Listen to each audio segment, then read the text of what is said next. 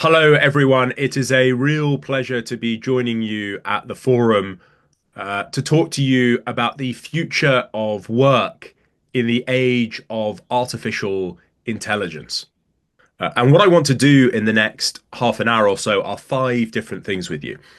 The first is I want to say a little bit about blue collar work. I think many people are very comfortable with the idea that technology might be really quite disruptive for the sorts of things that blue collar workers do, that say farmers and factory workers do. But they're far less comfortable with the idea that technology might also be quite disruptive for the sorts of things that white collar workers do, that lawyers and teachers and doctors and architects and so on, the sorts of things that they do. And in the beginning, I want to raise the question as to whether or not these technological disruptions are just a blue collar story, or might they not also apply to the sorts of things that white collar workers do.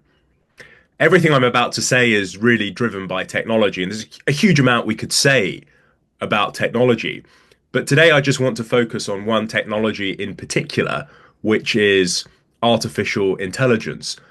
It's something that has really captured people's imaginations over the last few years. And I think there's been some hype, and I do think there's been some overexcitement, but nevertheless, I think beneath that, something really interesting has happened. And I want to spend a bit of time explaining what I think it is that's happened in the world of artificial intelligence uh, and why it matters so much for thinking about the future of white collar work.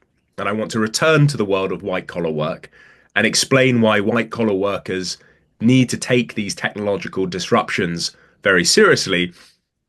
And finally, I want to close with some reflections on what I think our best response to these technological challenges is.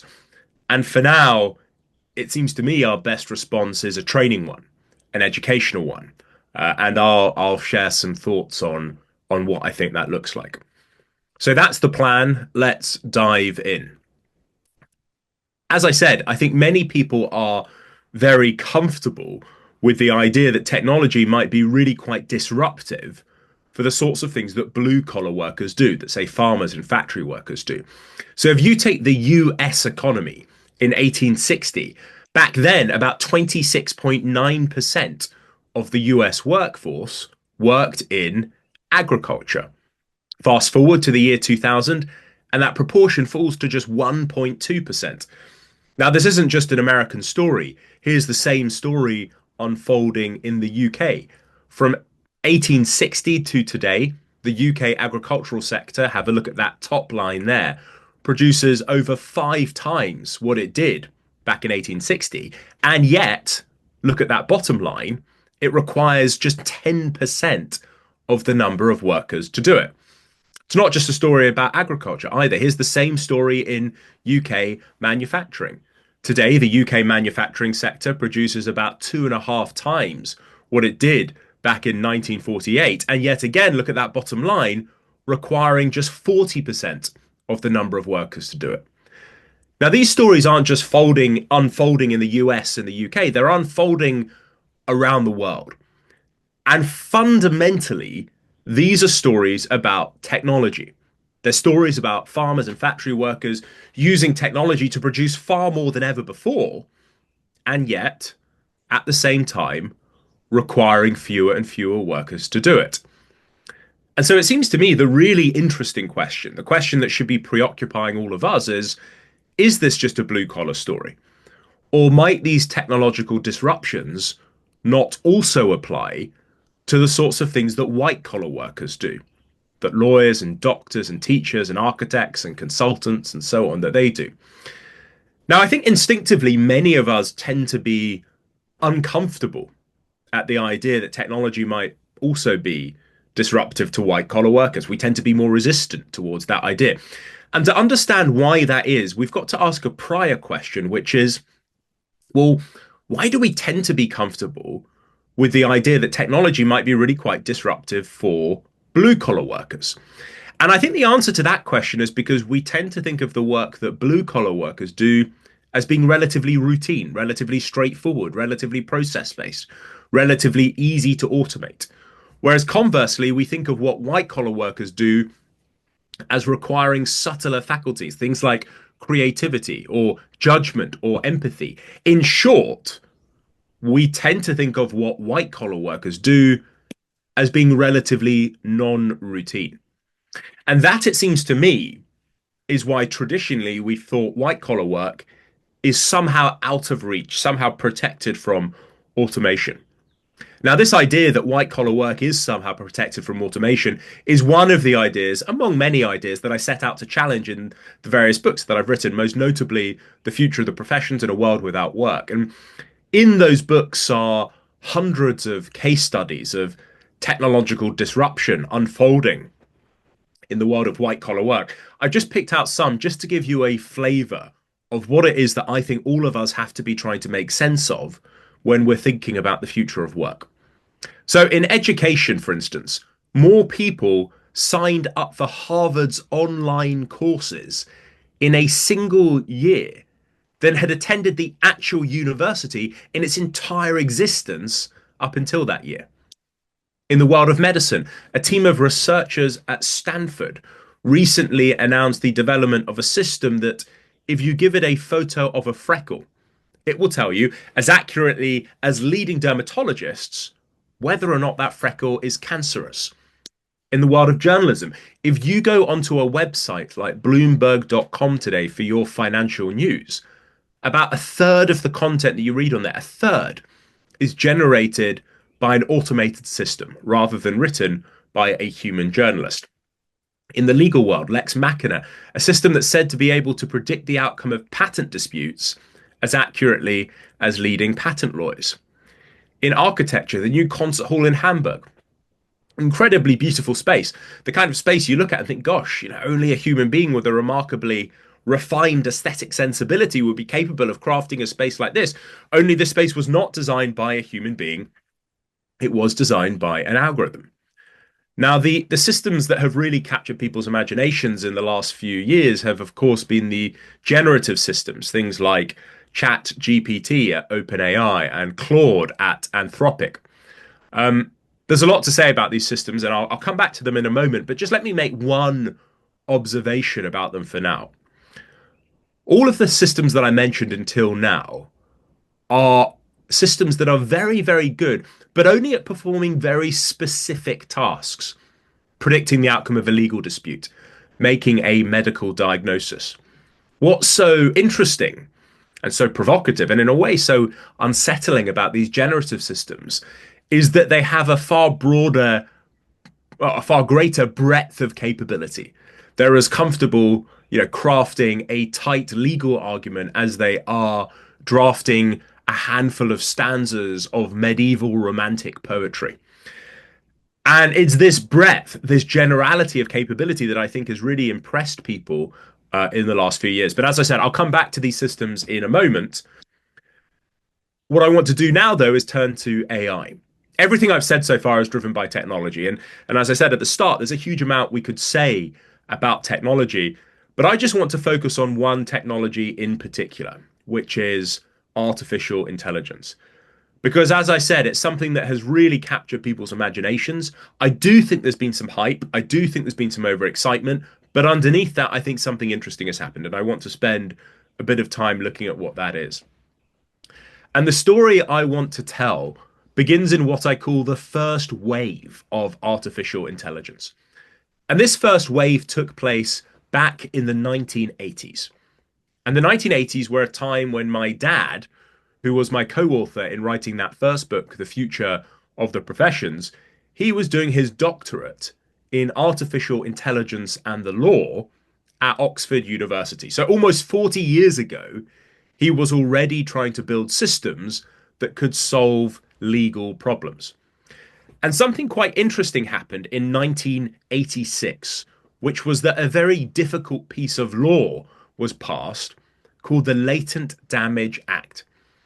And it turned out that the leading expert in the world at the time on this very particular piece of law was a man called Philip Capper. And Philip happened to be the dean of the law school at Oxford, where my dad was doing his doctorate. And Philip came to my dad and said, look, this is absurd. Anytime anyone wants to understand if this law applies to them, they have to come to me. And so what he said was, look, why don't we build a system based on my expertise that people could use instead of having to come to me? And that's exactly what they did from 1986 to 1988. They worked on the development of the world's first commercially available AI system in the law. Now, this was the home screen design for the system that they built. I should say my dad assures me that this was a cool screen design in the 1980s. I've never been entirely convinced by that. Just to give you a flavor of what they were up against, here is an extract from the legislation. Section 2 of this act shall not apply to an action to which this section applies. I can tell you English is my first language, and that is not a readily understandable sentence. I love this. They published it in the form of floppy disks at a time when floppy disks genuinely were still floppy. And essentially what they did together was they built an absolutely gigantic decision tree where you answered yes or no questions, and you navigated through a tree that had quite literally millions of branches through it that my dad and his colleagues had manually, painstakingly crafted together in that computer science laboratory. But the key thing is they weren't just doing this in law. They were building these systems in medicine, in tax, in audit, in consulting. But in all these different domains, the general approach in this first wave of artificial intelligence was always the same. People thought that if you wanted to build a system to outperform a human expert, you had to sit down with a human expert, get them to explain to you how they solved whatever problem it was you were trying to automate. And then you had to try and capture that human explanation in a set of instructions or a set of rules for one of these systems to follow, one of these gigantic decision trees. Now, what's interesting is that back in the 1980s, they thought that by now, 40 years later, these sorts of systems would be widespread, that we'd see them everywhere. And, you know, we do see some examples of them today, but really they did not catch on. And as the 1980s came to an end and as the 1990s began, research, interest, funding, progress in artificial intelligence dried up. And a period known as the AI winter began, when really not a lot happened in the field at all. But the great turning point comes in 1997. And it's when Garry Kasparov, who at the time was the world chess champion, was beaten by a computer system owned by IBM called Deep Blue. Now, it was an amazing achievement, but what was so interesting about this is that if you had gone back to the 1980s and said to my dad and his colleagues, look, do you, and remember, they were some of the most open-minded, some of the most ambitious, some of the most progressive people thinking about AI back then. If you had said to them, do you think something like this will ever be possible? They would have said to you emphatically, no, we will never do it. And the reason why they would have said no is very important. The reason why they would have said no was because at that time, they were of that first wave mindset. Again, they thought the only way to build a system to outperform a human expert is to sit down with a human expert, get that human expert to explain to you how they solve whatever problem it is you're trying to automate, and then to find a way to capture that human explanation in a set of instructions or rules for one of these systems to follow. But here is the problem, or at least what they thought back then was the problem. And Garry Kasparov is a really good example of this problem. If you sit down with Garry Kasparov and say, Garry, tell me, how is it you're so good at chess? He might be able to give you a few clever opening moves or closing plays. And, you know, chess fans will know that that's what he does in his various books and YouTube tutorials and so on. But in the end, he's going to struggle. He'll say things like it requires gut reaction, instinct, intuition, creativity. In short, he would say, I cannot articulate to you exactly how it is that I'm so good at chess. And that was why my dad and his colleagues thought something like this could never be automated. If a human being cannot explain how they perform a task, well, where on earth do we begin? They worried, in writing a set of instructions for a machine to follow. Now, what they hadn't banked on, the mistake that they made back in the 1980s, and I think it's understandable, but it was nevertheless a mistake, was not to appreciate the exponential, the explosive growth in processing power that would happen in the decades to come. That every 2 years we would see a doubling in processing power throughout the second half of the 20th century. And what this meant was that already in 1997, when Garry Kasparov sat down with Deep Blue, and remember, this was more than 25 years ago, Deep Blue was already calculating back then 330 million moves a second. Garry Kasparov, at best, could maybe juggle 110 moves in his head on any one turn. He was blown out the water by a combination of two things: brute force, processing power, and lots of data storage capability. It did not matter, and this is the key point, it did not matter that Garry Kasparov couldn't articulate how he was so good at chess. It didn't matter. The system was performing the task in a fundamentally different way. When we were doing the research for that first book, we had a correspondence with a man called Patrick Winston, who was one of the founding fathers of artificial intelligence. And he put it to us like this. He said, there are lots of ways of being smart that aren't smart like us. And I think this is a big challenge to many traditional white-collar professional workers, because in fact, they tend to think the opposite. They tend to think the only way to be smart is to be smart like them. And it leads, I think, to one of the most important ideas in my work, and one of the most important ideas I want to share with you today. And it's what I call the artificial intelligence fallacy. And you see this not just in popular commentary on the future of work, but also in far more expert analysis too.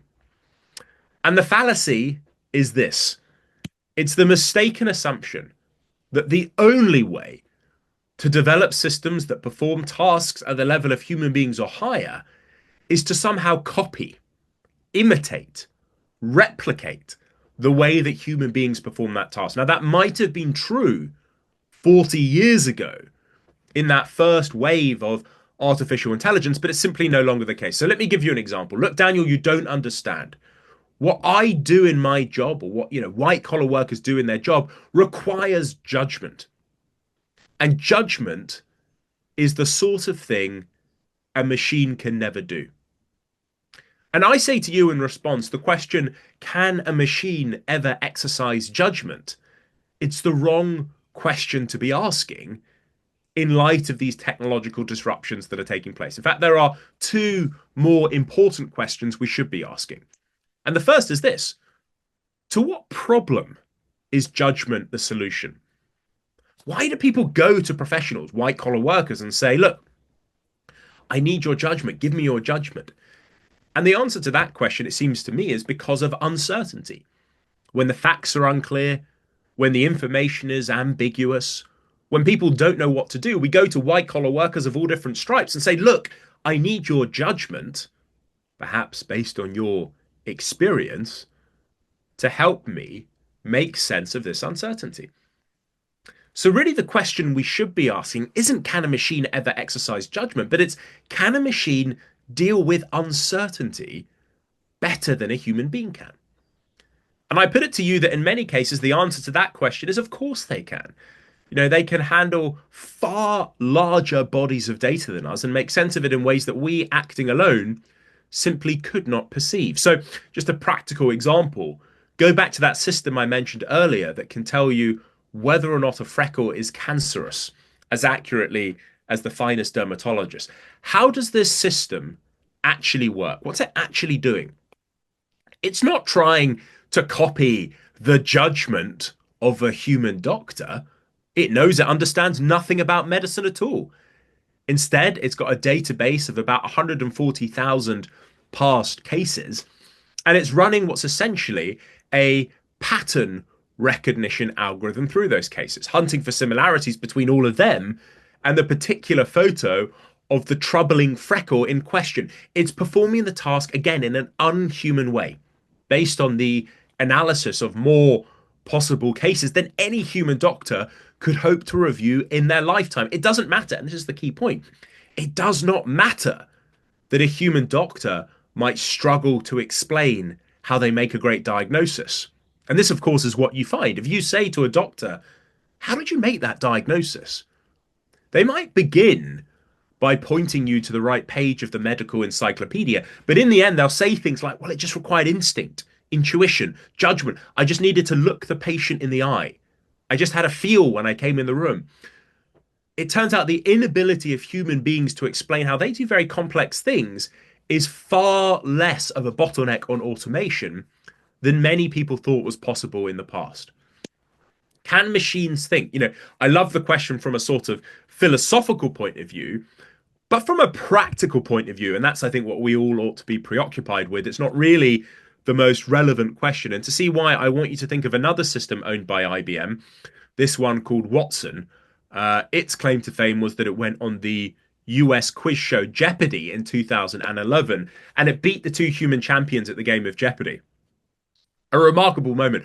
But what I love about this, looking back on it more than 10 years later, is that the day after Watson won on Jeopardy, the Wall Street Journal ran a terrific piece by the great philosopher John Searle with the title, Watson Doesn't Know It Won on Jeopardy, right? And it's brilliant and it's true. Watson didn't let out a cry of excitement. It didn't call up its parents to say what a good job it had done. It didn't want to go down to the proverbial British pub for a drink. The system wasn't trying to copy the way that those human contestants thought, or indeed the way that they reasoned, but it didn't matter. It still outperformed them. It's what I call an increasingly capable, non-thinking machine. And that is what the second wave of artificial intelligence is all about. And that's what we're in at the moment.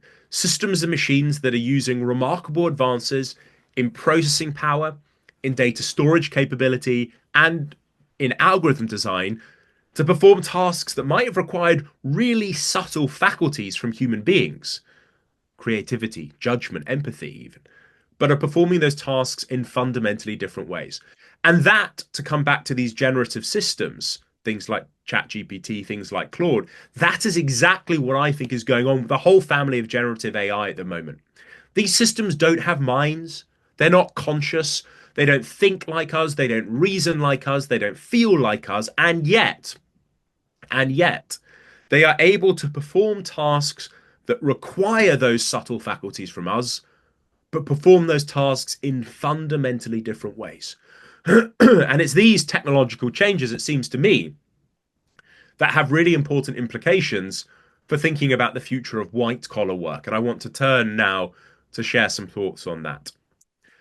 I should say, just by way of preface, that I think one of the unhelpful things that we do when we talk about the future of work is that we tend to, and I've fallen into this trap already, is that we tend to talk about the different jobs that people do. So we talk about lawyers and doctors and teachers and accountants and architects, but actually the term jobs is really unhelpful. And it's unhelpful because it encourages us to think of the work that people do as being a kind of monolithic, indivisible lump of stuff.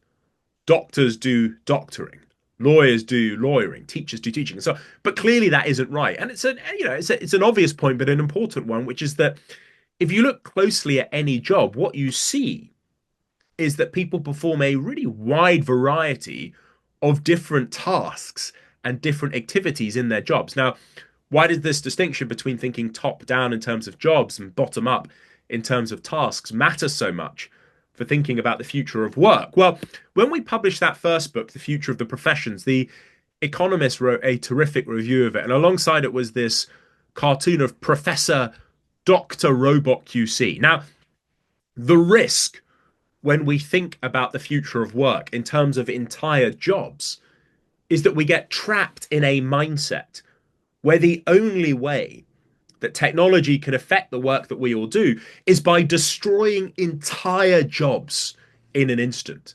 That one day each of us will turn up at work and find Professor Dr. Robot QC, or indeed one of their relatives, sitting at our desk. Our job will have been taken by a robot. Think how often you hear that phrase in the popular press. But clearly that isn't right. What it does is, in a far more subtle way, technology might displace us from performing particular tasks, particular activities, but at the same time, it can also increase the demand for activities that have yet not been automated, increasing the demand for human beings to do those things instead. In other words, put that to one side. This distinction between jobs and tasks, for me, is the first reason that white-collar workers must take these technological disruptions seriously. Because when you take any job and I call this decomposition or disaggregation, because when you take any job and break it down into all the different tasks and activities that make it up, the first thing that you observe is that many of these tasks and activities turn out to be routine, relatively straightforward, relatively process-based, and can be automated accordingly. Not everything that our most expert workers do require those subtle faculties of creativity or judgment or empathy. So just to really hammer that point home, a few years ago, McKinsey did a study of 820 occupations in the United States. And one of the things they found in that study was that only 5% of jobs in the US labor market could be fully automated given existing technologies. In other words, looked at from the top down in terms of entire jobs, well, the impact of automation looks relatively muted. Only 5% of jobs can be fully automated given existing technologies. However, what they also found in the same report was that, looked at from the bottom up in terms of tasks, 60% of those jobs involved individual tasks and activities, 30% or more of which could be automated. In other words, again, looked at from the bottom up in terms of tasks, the majority of jobs in the US labor market have a very significant chunk that can already be done very differently through technology. The second reason I think white-collar workers need to take the impact of automation seriously is because of this artificial intelligence fallacy that I mentioned before. Because even when you take those non-routine tasks, the subtle, complex things that require creativities like that require faculties like creativity or judgment or empathy, it's a mistake to think that even some of those can't be taken on by the latest technologies too. The temptation is to say that because machines can't think like human beings, they'll never be creative. Because machines can't reason like human beings, they'll never exercise judgment. Because machines can't feel like human beings, they'll never be empathetic. And while all those claims might be right, what they fail to recognize is that machines might never be creative or exercise judgment or be empathetic, but they might be able to perform tasks that require those subtle faculties from us, but through the technological progress that's taking place, perform those tasks in fundamentally different ways.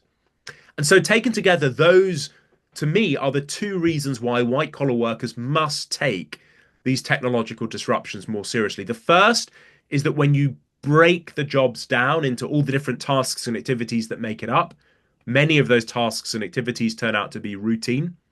The second, it's a mistake to think that even some of the non-routine activities can't be taken on by these technologies too. So what should we do? How should we respond? Well, it seems to me the best response that we have for now is fundamentally a training one. It's an educational one. Because, in my view, the most likely story for the next 5 to 10 years is when you take those residual non-routine tasks that cannot be automated. The most likely story is that we're going to see an increase in demand for human beings to perform those tasks and activities.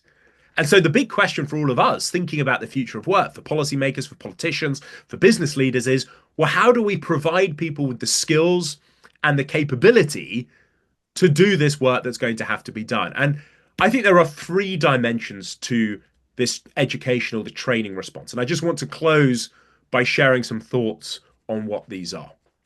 The first is the what. What skills and what capabilities are we providing people with? I think this is the one that gets most of the oxygen today from policymakers. Very broadly, I think there are two strategies. Either we ought to be training people to compete with these systems and machines, to do the sorts of things they cannot yet do, or we ought to be training people to build these systems and machines, to be capable of designing and operating them and putting them to effective use. Now, this distinction between compete and build might sound a little straightforward, a little anodyne, but I put it to you that if you look at what we actually do in practice, often it's neither of these things. Often we are training people to do precisely the kind of routine activities that these technologies are already very good at doing. What does the first 5 years of being a lawyer look like? 10 years? Document review, document assembly, document retrieval. And yet these are precisely the kind of activities that these technologies are already very good at doing and are just going to get better at in the future. The second aspect, though, is the how. How are we training and educating people? If you were to go into a time machine and go back 100 years and walk into a classroom or a lecture theatre back then, it would look remarkably similar to how a classroom or a lecture theatre looks today, in spite of all the technological alternatives that exist. And the third, and I want to finish on this today, is the when. At what moment in people's lives are we providing them with the skills and the education that they might need? Now, I think there is a very strong cultural presumption in many parts of the world, essentially, that education is the sort of thing that you do at the start of your life. That's when you spend the money, that's when you put in the effort. And basically, once it's done, you don't need to worry too much about it again. And you can move through life drawing down on the human capital that you might have built up at the start. And I think that's a tremendous mistake. There is a huge amount of uncertainty about the future, a huge amount of uncertainty about exactly what jobs are going to have to be done, exactly what skills and capabilities are going to be in demand. And the best response we collectively have to that uncertainty is flexibility, a willingness, and most importantly, a capacity to retrain and reskill later in life with the same sort of intensity and seriousness with which we engage with education at the start of our lives, or at least we're meant to. Now, I know that today business leaders talk about lifelong learning, and there are governments that offer sort of personalized learning budgets, training budgets for people later in their adult life to retrain and reskill. And that's all very well. But the point I would make is that if you look at the resources we actually put behind those kind of initiatives, they completely pale in comparison to the enormous investments in financial investments, investments of time, investments of effort we make in people at the start of their life. And that just can't be right. So it seems to me then we've got to think in how to respond to automation through these three dimensions of training and education: the what, the how, and the when. So I will finish on that note. Thank you very much, everyone, for your attention. Again, a real pleasure to be with you all. Thank you very much indeed. Thank you.